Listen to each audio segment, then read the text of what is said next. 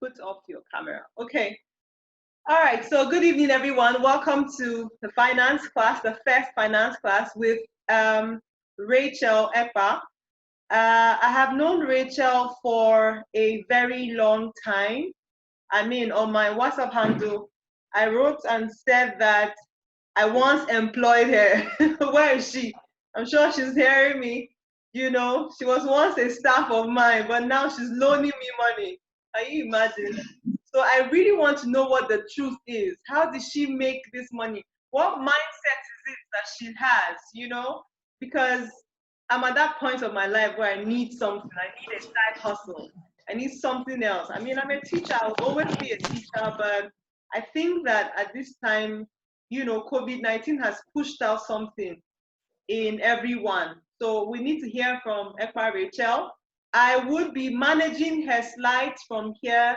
So you're going to hear her say time and again, SWJs, can you please go to the next slide? But just understand that she's very far away from me, but for just trying to help out, I'll be managing the slide. Okay, so we're going to start. The next voice you hear, okay, let me say this.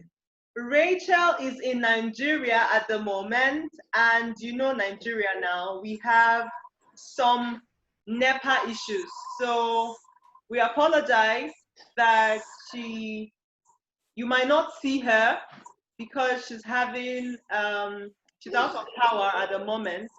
So please understand and bear with her. But then she's going to introduce herself. She's got a picture of herself and her family. I won't do the introduction. She knows herself better than I do. So over to you, Rachael. Okay, good evening, everyone. Can you hear me? Yes. Okay. Once again, I'm very excited to be in this platform. I've known Mama for quite some time now, as she said.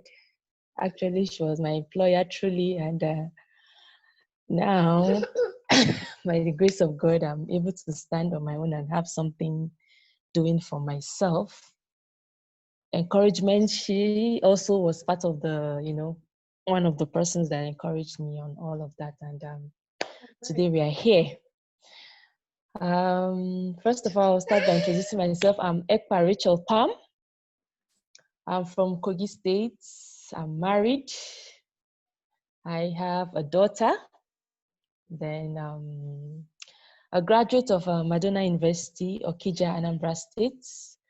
I have an MSc in finance, development finance. I also have a certification in human resource management, and I've worked with Fortis Academy.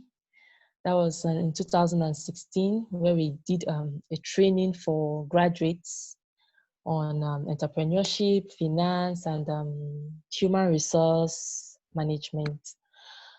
Okay, I think the next slide will show you my beautiful family. That's my husband and my beautiful daughter and myself. I am glad to be here, as I said earlier, and we are going to be starting. Okay, we said we are going to be talking about finance, the nitty-gritty of personal finance management. Before we go on, definitely everybody wants to know what finance is. And to a layman, when you hear of finance, the first thing that comes to your mind is money.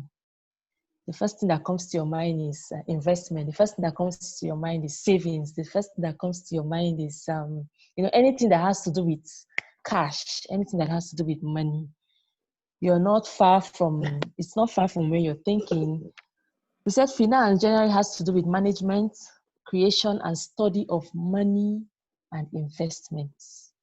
Finance is actually a very broad topic. In fact, some people go to school and study finance for 4 years. Some go and study it for 2 years, maybe masters, and some do it in the higher level, postgraduate level, and they spend like 3 years, 2 years, studying finance. That's because finance has 3 major aspects, and that is the public finance, the corporate finance, and the personal finance. But in the course of our class today and the course of the program, we're going to be talking more on personal finance, because personal finance has to do with everybody, even those that are involved in corporate finance, those that are involved in public finance. They still are concerned with what? Personal finance. So that is why we're going to be talking about personal finance today. And when we talk about personal finance, the word personal defines itself. Personal has to do with you and your money, you and your cash, you and your income, you and your earning. So anything that has to do with money, you and money, is what we call personal finance. Anything that has to do with you and your savings, you and your investment, is what we call personal finance. Okay?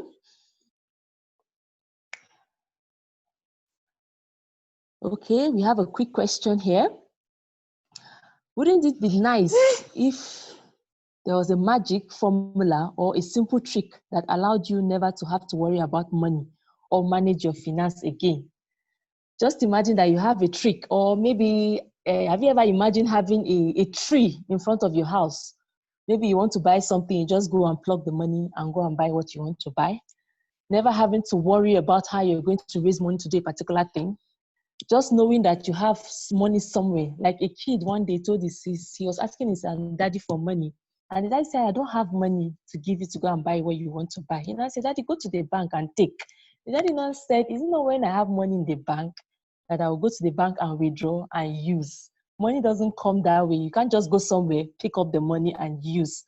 And there's no miracle, or how will I put it, or a magic formula for you to, for you to have so much or have enough that you need for your daily, activities. There's always a process. There's something you have to do.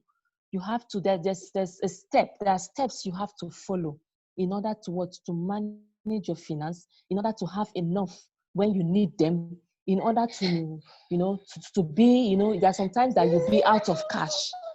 But it's very possible to always be in cash, like to always have money for your needs. And those are the steps, those are the things we are going to be looking at gradually. And we'll see how we can manage our finances, our incomes, our earnings very well. Okay. Okay, we said steps in managing your finance. Now we're going to be looking at 5 major steps that will help you improve your money situation, because everything in life has to do with money. Someone said, there's someone that said money is everything. I can say, I know there are people will still argue and say, okay, what about the rich? Because I was reading an article last week. Michelle Obama was going through depression, and she wrote it online that she's going through depression.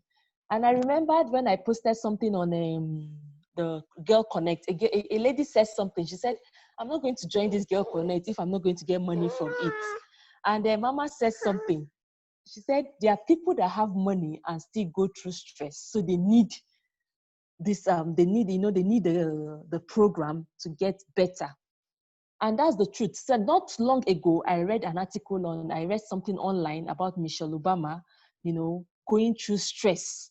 And I was wondering, I said, wow, former president of the country, his wife going through depression. Could it be that she has money, she has everything and all that? So what could be the problem? So that shows that actually money wasn't her problem. And it brings us to the conclusion that money isn't actually everything, but money is very important. Money is very important because when you have it, every other thing that is connected to it, the stress surrounding things that are connected to it are taken care of. Maybe other things could still come up, but once you have money, you know that, okay, you have settled a particular area of your life. So money is very important, and knowing how to manage it is very important, and knowing how to make more of it is very important. Knowing when to spend and when to save is very important. Now, if you stick to these steps, your financial problems may start to diminish. I did not say your financial problems will stop automatically. It will what? It will diminish. It takes time. That's to show you that it takes time it doesn't just stop at it. It doesn't just stop. It takes time. And when we see, when we go through the process, we'll see that, okay, this is what I have to do. This is what I have to do to help me, get better in terms of my finance. Okay. Now we're going to be looking at the first step. First step in managing your finance, we're going to talk about your financial goals. They must be written in details. A lot of us don't write down our financial goals in details. A lot of us don't, we just, tell ourselves, I want to get this particular thing.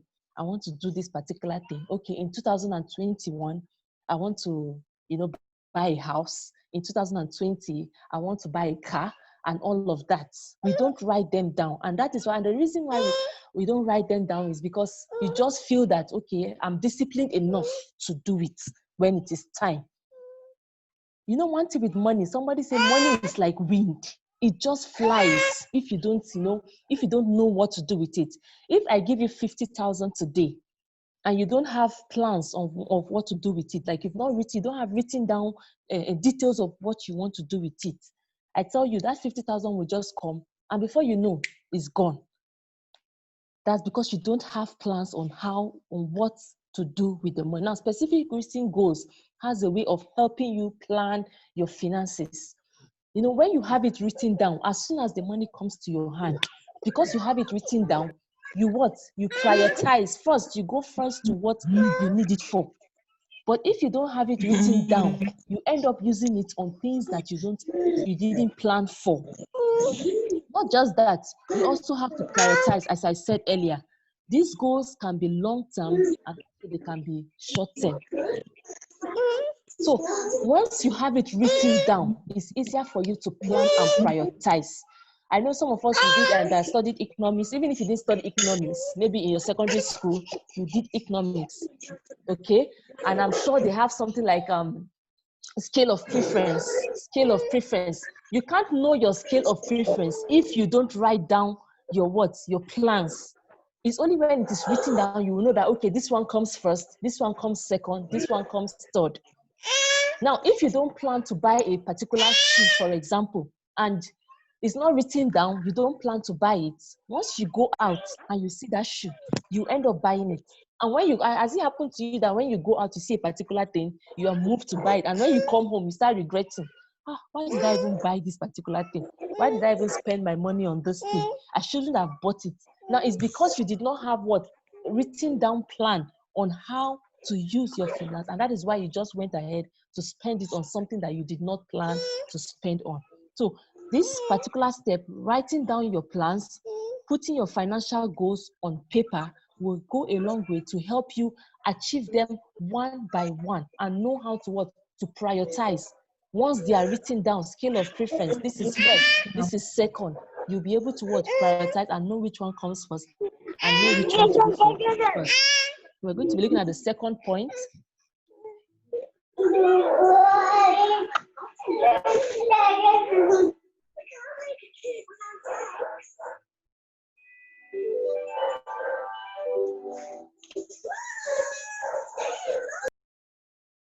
Okay, we're going to be looking at, we say if you desire to build a house or start your own business, all these steps will help you make good decisions on that. Make conscious effort to bring those plans to reality. Now, make conscious effort to bring those plans to reality. This can be done if you have them written down.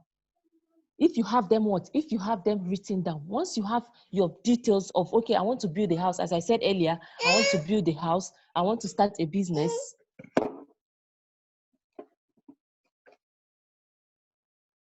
Sorry about that.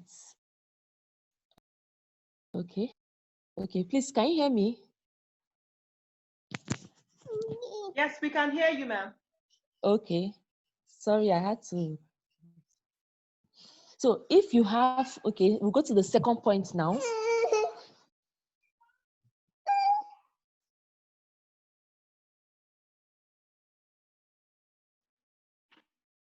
Okay, so I'm not a finance guru. Don't allow me continue telling you what I am not doing. I'm trying, but Rachael Pam is, I mean, she's the guru at this. So please, I know that she's handling a lot at the moment, but this is a huge sacrifice that she's making. And she's made plans already for the housekeeper, but I think she's still having a challenge. So I'm sure she'll be in. Okay, sorry. Sorry. Exactly. Can you hear me now? Yes, we can hear you. Oh, okay. Thank you very much. Sorry for the interruption. Okay. So secondly, we said make your budget and stick to it. Make your budget and stick to it. This is a very big challenge, especially for women.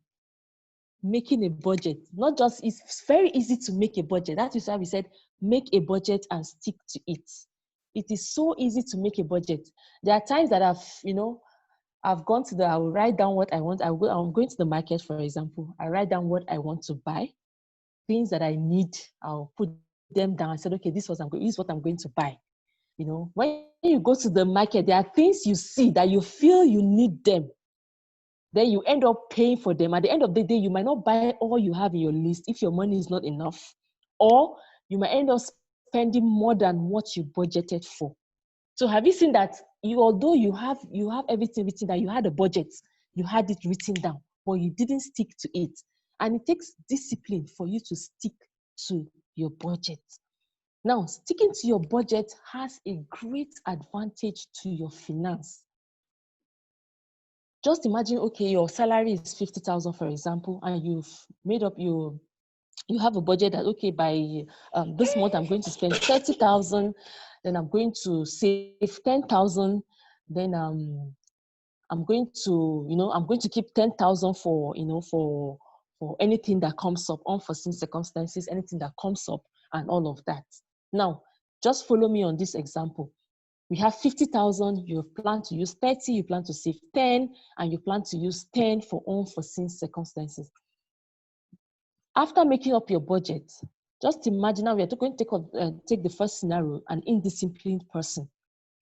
He goes to the market, or she goes to the market, or goes out and say, okay, this is what I want to buy. I've planned that, okay, I'm going to fill my gas, I'm going to buy this, I'm going to buy that. That is your plan. You have a budget. You said, okay, this is going to cost 6,000, this is going to cost 4,000, this is going to cost 3,000, because budgeting has to do with putting up an exact amount of what you want to buy. Okay.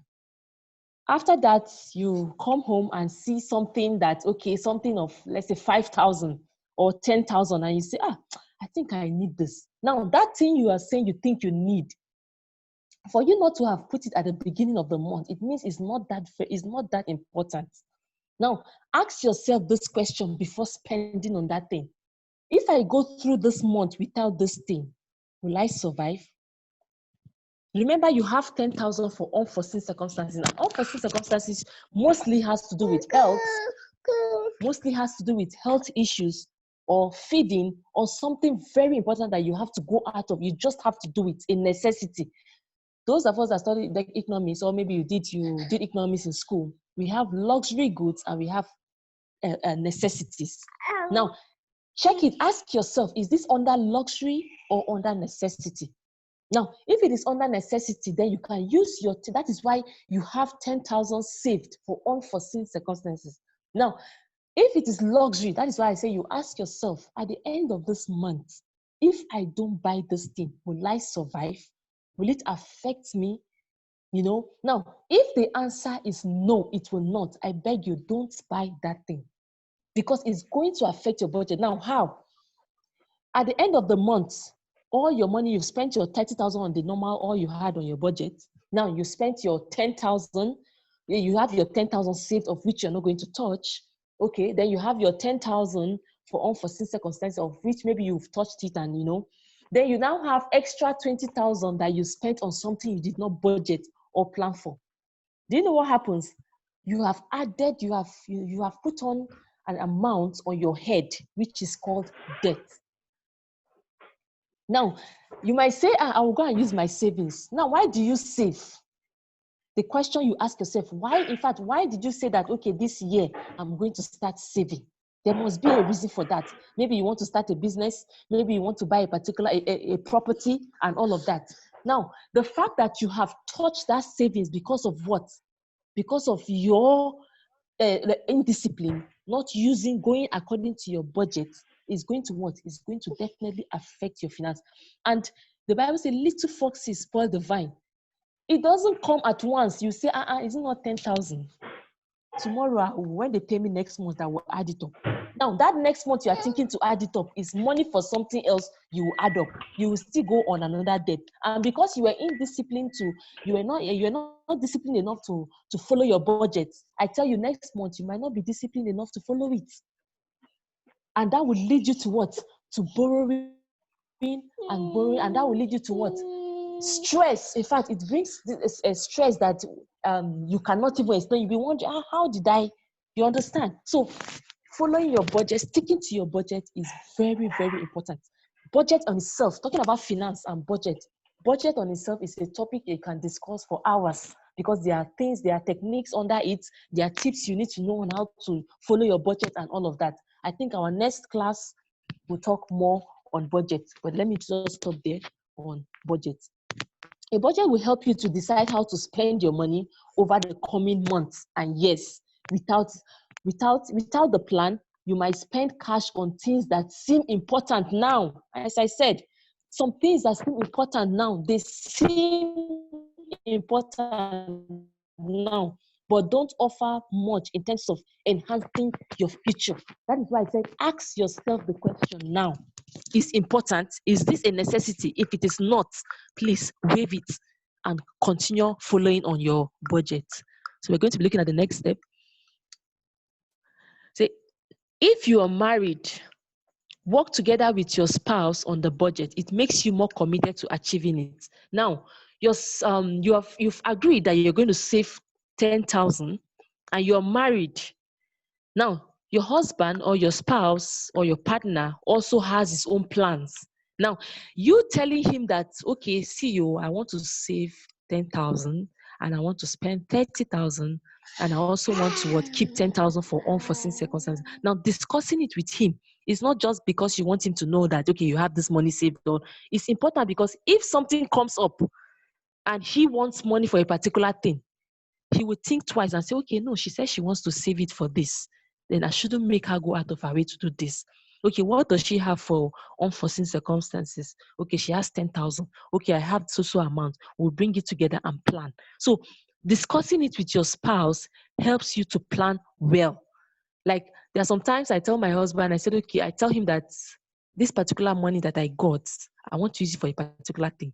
Now, because he knows that no matter how he needs money for something or we need some money for something, he is the one that will even tell me, don't touch it. Sometimes I'm tempted to touch it, but he will tell me, no, don't touch it. Have you forgotten you said you want to keep this money for a particular thing?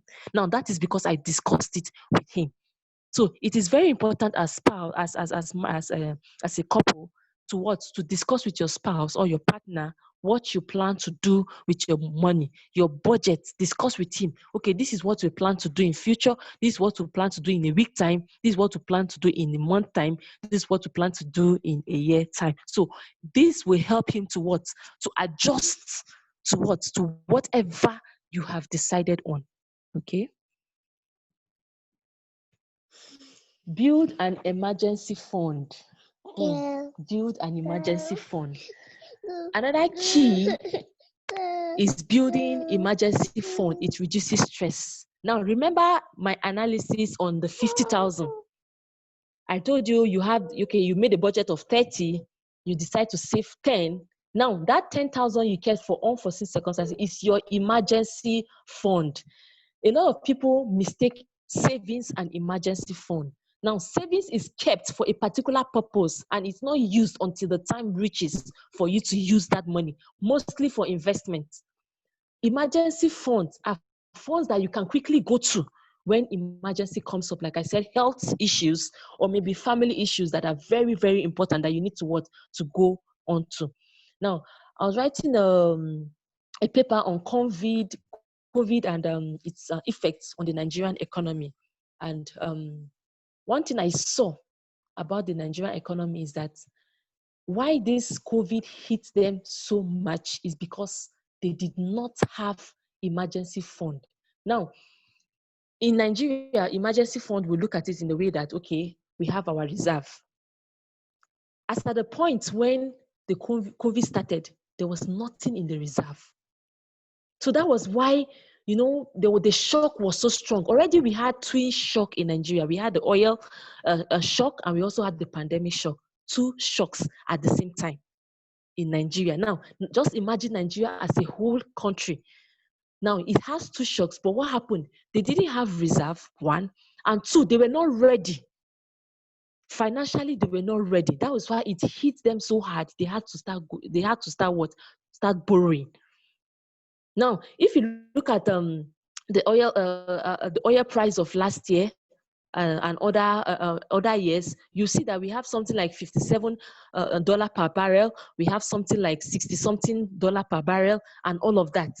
Now, as at March, April, Nigeria recorded one of the lowest sales of oil, $30 per barrel.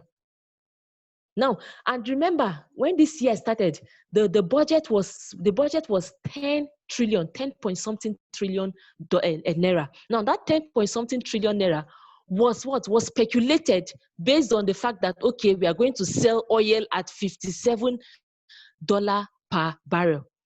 I don't know if you're following, just follow my analysis now. You will see where I'm trying to get to. Now, if you have made a plan that, okay, I'm going to sell oil at $57 per barrel, and you arrived at, okay, if I sell it that way, I'll be able to raise 10 trillion naira. And that 10 trillion naira will be able to meet up all the needs, the budget, and everything we need in Nigeria, including reserve. From that money, we are going to have reserve, which is our emergency fund now. Now, just imagine that because of lack of plan or other, what they call it now, you don't have other, what can I call it now? Let's say you don't have a second, maybe second plan B. That's good. Plan B. You don't have a plan B. You don't have an emergency fund. You don't have something you have a money you have kept for emergency.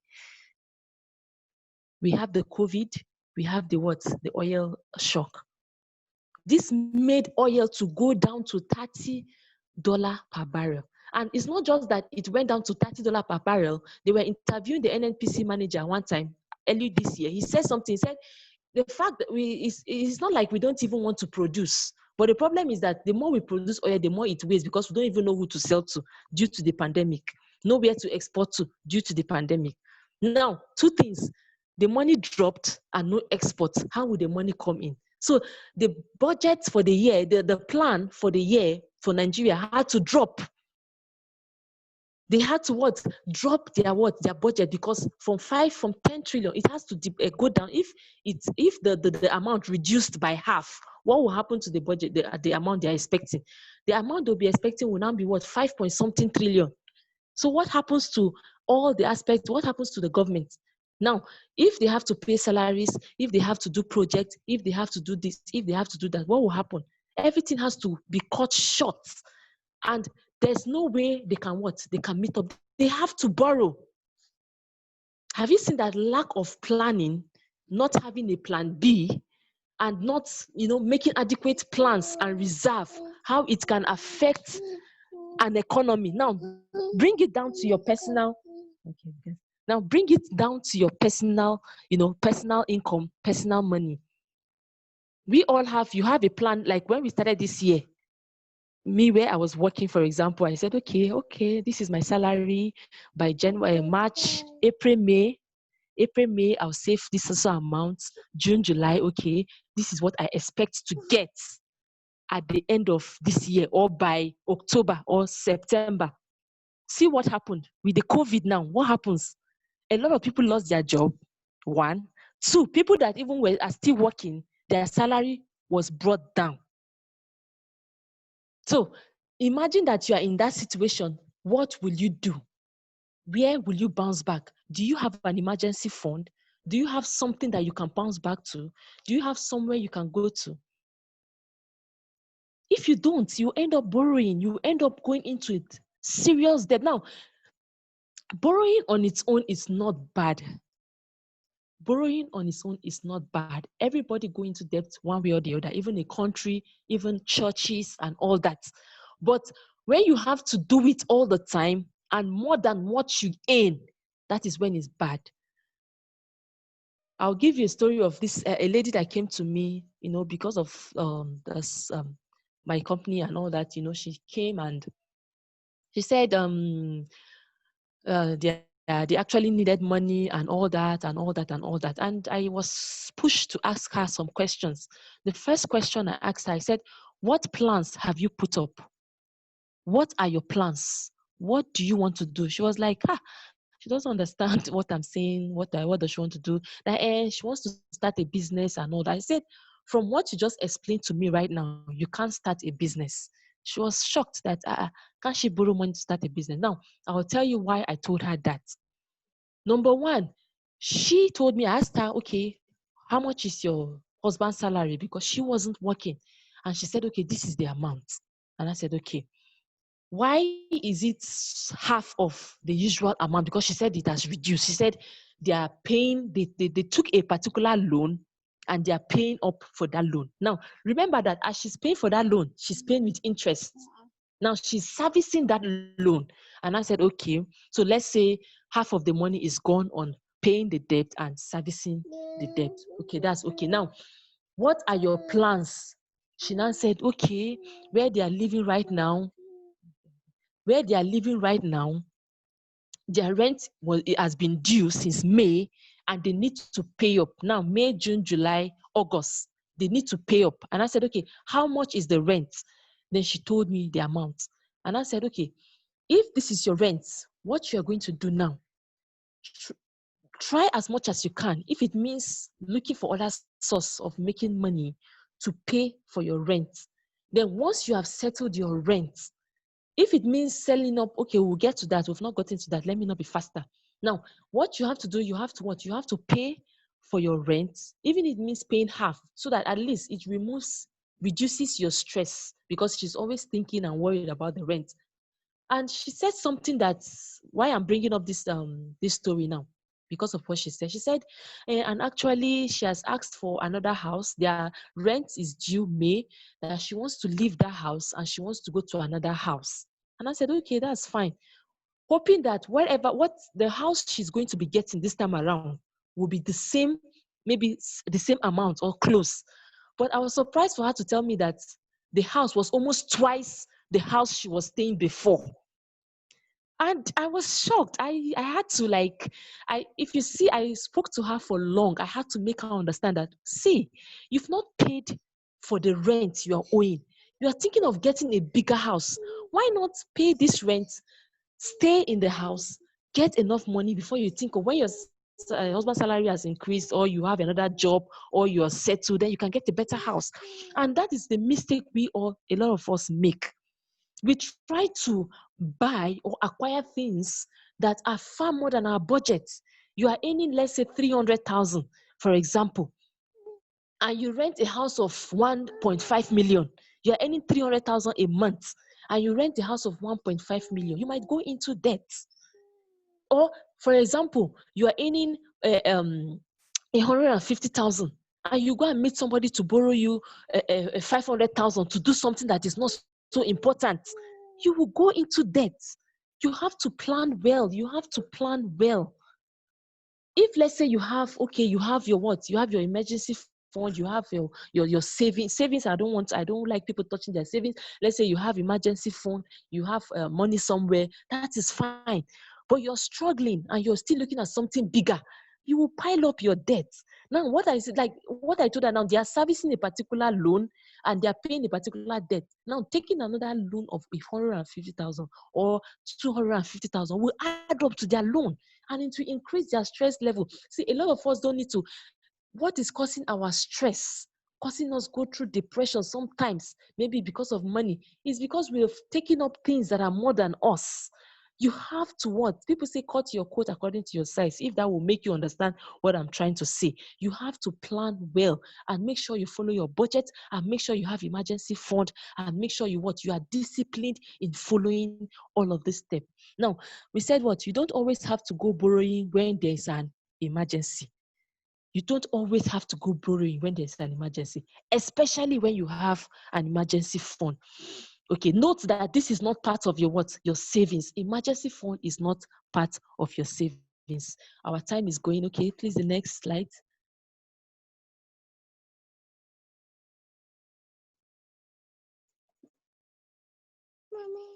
Okay, we said be committed in paying off your debt. Now, remember, I said something earlier. I said borrowing on its own, it's not bad. It's not a bad thing to borrow. It's okay if you have to borrow, because there are some times that you use up your emergency fund and someone is still in the hospital, or you need to get something at home, the necessary things you need. You still need to get some things and there's no money coming that you need to. You have to borrow. Now we're going to see now, this is even more of an obstacle to reaching financial goals. Have you heard that? When you have to be paying interest monthly, it affects your savings. Now, remember I said borrowing on its own is not bad. But when you do it out of your what? Your earnings, or more than what you earn, it becomes a problem. Because just imagine taking a loan and you have to be servicing that loan. Servicing a loan means paying interest. Let's say you have to be paying 10,000, you have to be paying 20,000, and your salary is not even much. Just imagine how it will affect your what? Your savings. It will definitely, because you have to reduce. You don't have an option but to reduce your savings. You might end up not having emergency fund. You might end up not even meeting up your targets. You might end up not following your budget. That is how bad borrowing can be. But borrowing on its own is not bad, but you have to be what? Even the Bible says wisdom is profitable to direct. So the wisdom will direct you to know when to. They do not accumulate so much debt. It has a way of affecting your future plans. Keep your spending in check to avoid it. I've said that earlier. Keep your spending in check to avoid borrowing. Keep your spending in check to avoid accumulating so much debt. Keep your savings, your spending in check, so that you know it will not affect your future goals or your future plans. Okay. Now we're going to be looking at, okay, some people will say, okay, how can I manage my debt? How can I pay off my debt? Maybe you have so much debt on you and it's making you go through stress, and it's making you to think, it's making you worried, and you don't know how you're going to go about it. I have some quick, how can I pay up my debt more quickly? Now we're going to look at just few things that will help you pay up your debt quickly so that you'll not be in so much debt. Now, sell unused items to help you raise extra money. You have a fridge in your house, for example. I'm not saying you should go and sell up your property at home. The word unused item. There are some things at home that you don't use. Don't feel too shy, or maybe you say, okay, people say I'm selling my property to pay up for something. It's not that. When the stress you are going through is more than whatever someone else's think. You might not want to agree that you're going through stress because of debt, but the stress you're going through because of debt is more than what your neighbor thinks. So sell up unused item to raise extra. Get a second job or an additional business.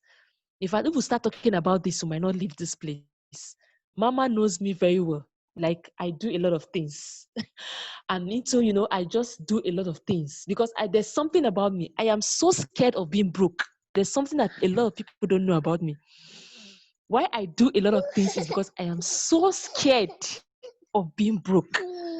In fact, if you ask me what is one of your fear in life, I'll say it's being broke. I hate, in fact, I'm so afraid of it. So because of that, and because I have that in my head, I try as much as possible to look for a way to make extra cash. I went to Abuja one day and I saw someone advertising a car. He wanted to sell a car. I called the number. I didn't want to buy the car, but I called the number because I know someone that sells car. I called the number. I said, okay, I have someone that you said you want to sell this car. Is there anything for the person that brings someone? And she said, yes, of course. Almost 50,000. I copied the number and I called someone that sells car. I said, okay, somebody wants to sell a car. If you help the person sell, this is the interest. We're going to share it. I was just working and that was it. So you have to think, you have to think, how can I raise extra money? You have to think, how can I raise extra money? I used to make the same. this cereal for my daughter. She eats, she likes it. And anytime I make it, whenever my neighbors or people come around, or when I take it out, they say, "Oh, I love this Tom Brown. If you know Tom, it smells good. It smells nice." And I thought to myself, and sometimes I'll just, take some and give to them. And I thought to myself, wait, though, why can't I package this thing and sell? You know? And that was it. I started having orders. I have to go and deliver in Abuja. I have to go and deliver here and there. Some people even calling from Lagos, just the distance and all that. I have to deliver in Jos. People were calling. Some people will say they can do it, but because of the stress, they can't go about doing it. So because of that, they'll say, "Okay, please, can you give me 5 packs?" I didn't plan doing this, but because, I needed extra money. When this COVID came, I lost, one of my the jobs I was doing, I wasn't doing it again. I wasn't making money that much. So I had to think, what else can I do to make money? And I also found out that, okay, at this period, some people need a lot of people are need no loan and all that. Okay, why can't I give people loan? A lot of things will start coming in. So you have to get a second job or an additional business. Second job, maybe people staying abroad, you're working maybe 9 to 2, and you're earning, okay, and you need extra money, you can go ahead and work maybe 4 to 6 or 4 to 7, extra time, extra job. Then those that are their job is so demanding and all that, look around you in your office. Sometimes I wonder, people working in an office and still not doing any side business. I used to wonder. They said no time, no time. But you can also, okay, where I was working before, coming back, I buy shoes, coming back home, I buy shoes. And the funny thing is that when I bring them, people love them and they buy them. Now, what happens is that the money I spend on transport does not come from my salary. The money I spend on transport does not come from my salary. It comes from the money the money I make selling those shoes, the profits I make selling those shoes.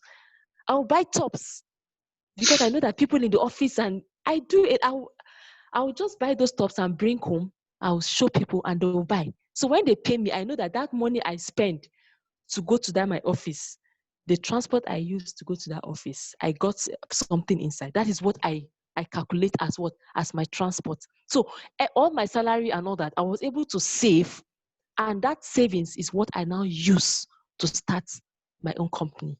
So have you seen that people complain now? I know that sometimes there are challenges, there are risks involved, and there are a lot of things, yes. But if you don't try, if you don't go out, you won't get it. If you don't do something, you won't get it. If you don't go all the way out, you won't get it. Nobody will come and say, even if somebody is dashing you 10,000 every time, the person will get tired. Don't be a liability.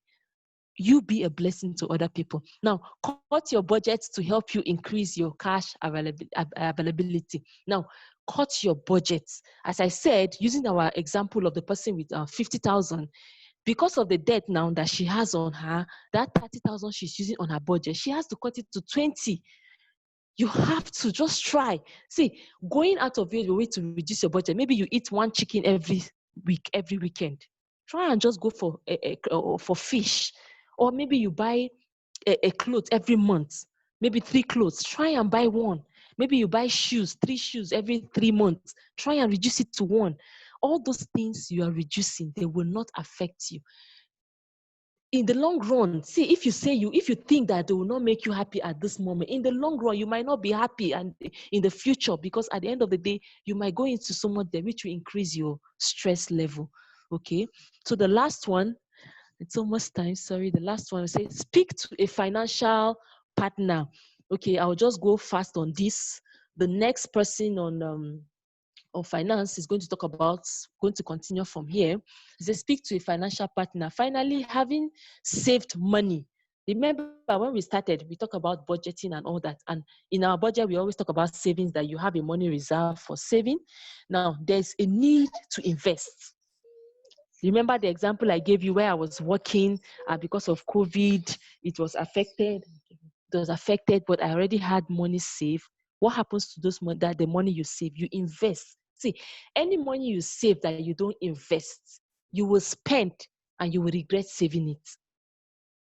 Now, listen to that again.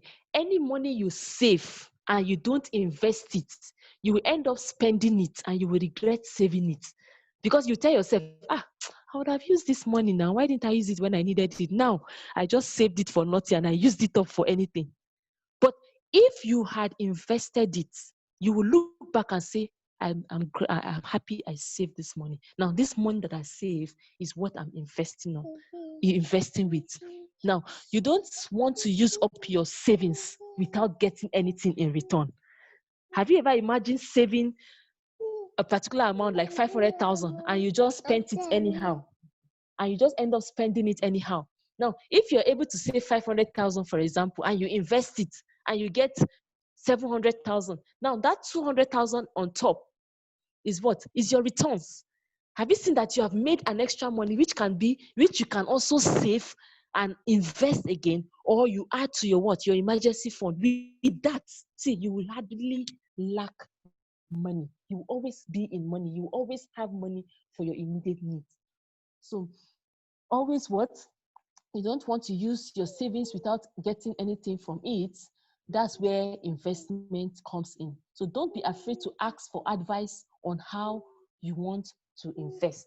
Now, you have saved money. A lot of people come to me, like there's this lady. Another thing I was telling SWTT the other day, I said, there are people that come to you and say, please, I need 200,000 to start a business. And they are sincere. They want to start a business. But number one, they don't even have a business plan.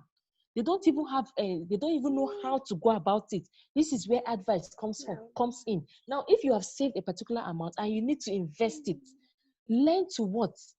Ask someone, go to someone. Now, this lady came to me. She has always been telling me she wants to start a business. And, as at that time, I didn't have the money she needed. So we kept praying and all that. Finally, someone gave her 1 million naira to invest, like to start a business. And she came. In fact, she didn't tell me immediately they gave her the money. It was when the money was finished. See, as I'm speaking to you, this lady came to me and told me that she got 1 million naira to start a business. And as at that time, she was telling me all she had in her account was 80,000. She doesn't know where the whole money went to. I was so weak and shocked. I said, why didn't you tell me earlier? She said the money just came. This person collected this. Now, her husband, one thing she said that takes us back to one of our steps. She said her husband collected a social amount from it. I said, you see, that is the problem. First thing you have to do when you collected that 1 million, let him know your plans. Let him know your budget. Let him know whatever you want to do. And stand strictly on it. If it means you explaining and begging and all this, helping him to, I know that some men can be difficult, but there's a way you will go about it that will help. Now, she ended up spending that money on family issue, she ended up spending that money on the family, and at the end of the day, all she had was 80,000 naira. And by September, she will start servicing that loan before she pays the complete money. Now, the question is, where will she get money to start servicing the loan? Because she's not working and the business has gone. And where will she get money to pay up the capital? Have you seen that some people's problem is not even the finance? Some people's problem is not even the money to invest. Some people's problem is not even the money to start the business. Their problem is what? Is discipline.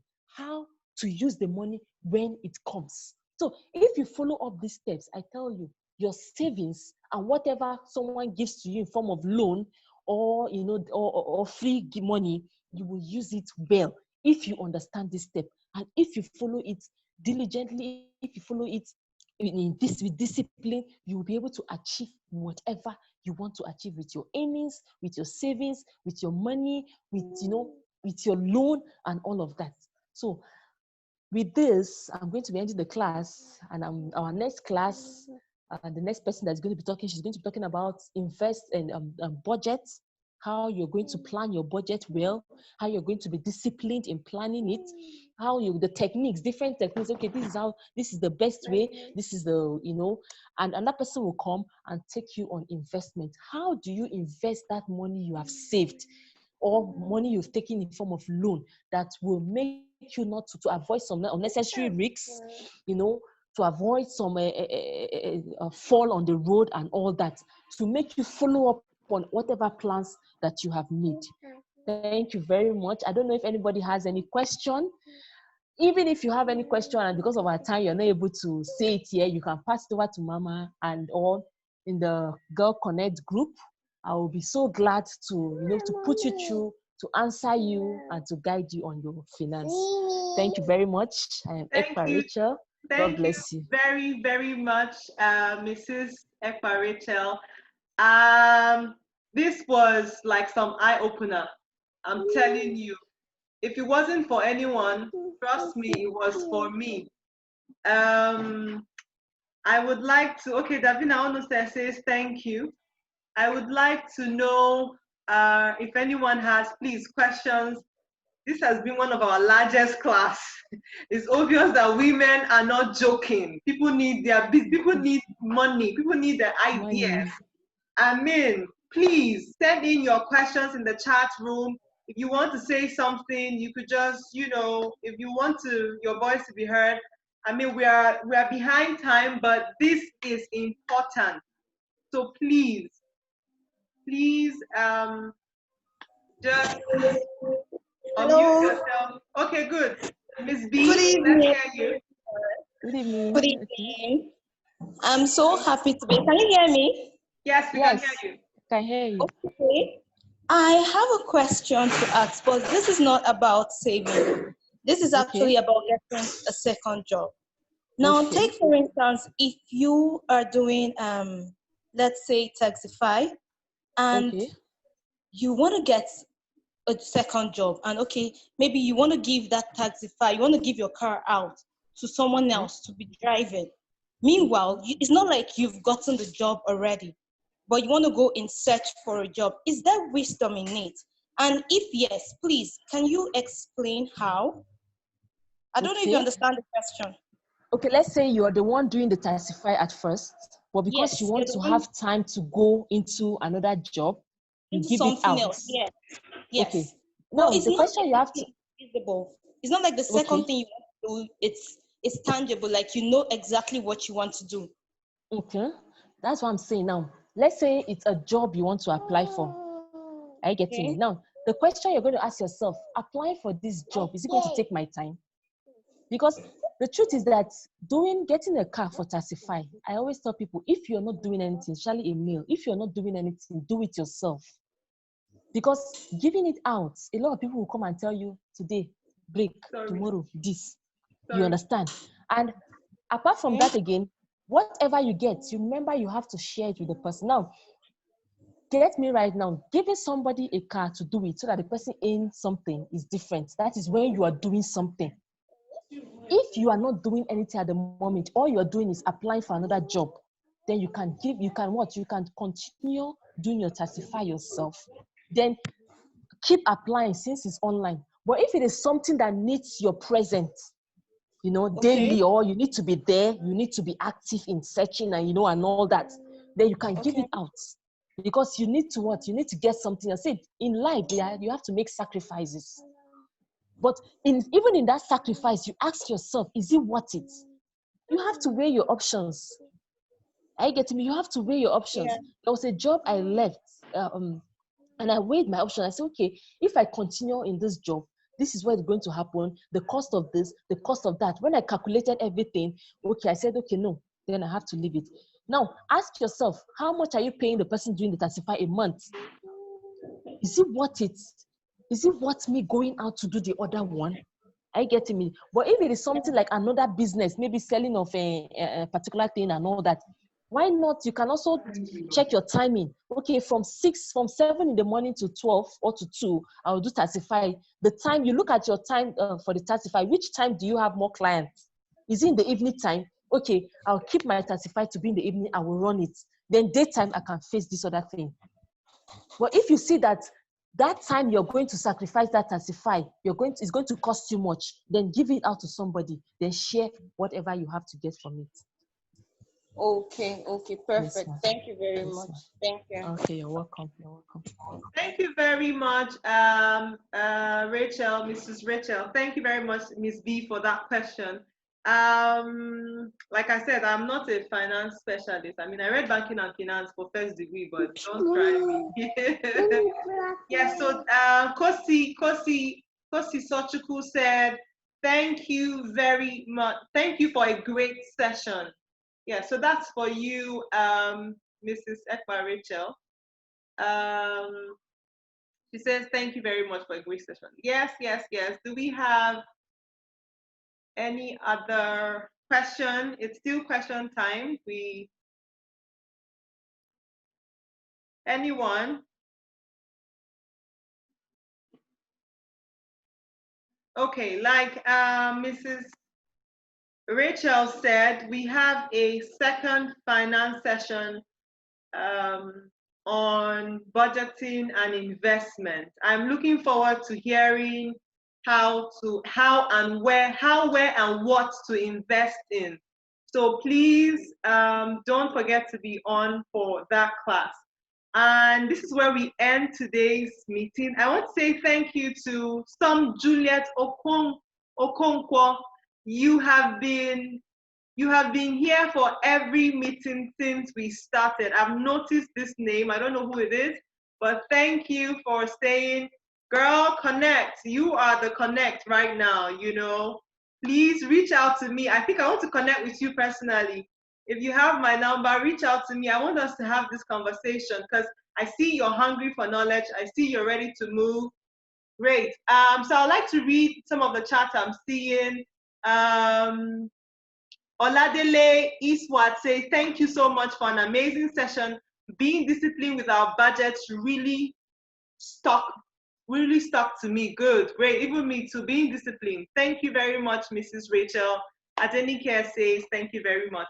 I think it was a wonderful session because, not because of anybody. I mean, I always tell people I'm very selfish when it comes to information and knowledge like that. I would have to apply it myself because I think I need help. I mean, if you know me, you know that I need to upgrade my finance.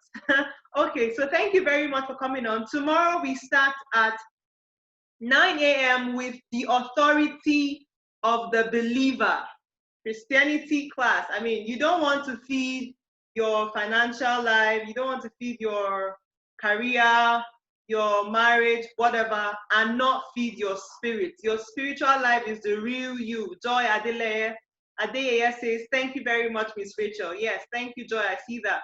You don't want to miss that class. It's for 9 a.m. I know, 9 a.m. Someone is still saying, I'll be yawning on my bed.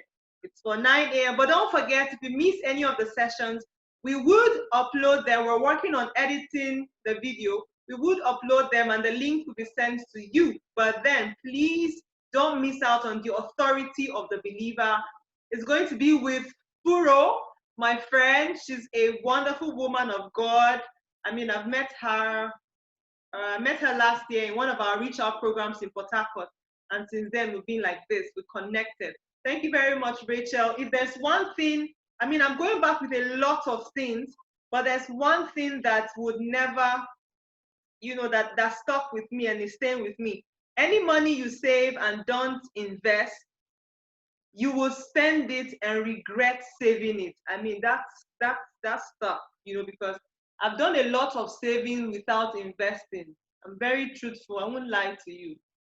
Saved good amount of money and I don't invest it and I regretted saving it. I mean, so I'm like, this is to me. Thank you very much, everyone. If we do not have questions, see you girls tomorrow, 9 a.m. for Spirituality Connect. Don't forget, it's Girl Connect. Have a very wonderful evening. The Lord bless you. Bye. Okay, Juliet is raising her hand. Juliet, do you have a question? You can unmute yourself and ask. Because it's Juliet who has been, you know, steady. Okay, is it a buy you are saying? I'm not sure what the hand is. Juliet, would you like to unmute yourself and...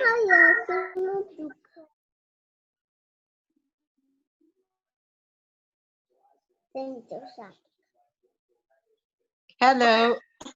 Hi, Juliet. Good evening. I don't have anything to say. I thought you were rounding up, so I was waving. Thank you. I learned a lot. Oh, thank you very much, Julie. And don't forget, I said I want to connect with you, right? You're my connect for day 2. So please connect with me. I will. Thank you. All right. Good night. Bye, girls. Good night. Bye, Miss B. Bye, Harriet. Bye, Lola. Bye, Joy. Bye, Davina. Bye, Adenike. Bye. Bye. Miss Vino. Bye. Bye. Bye, Bye. ma'am.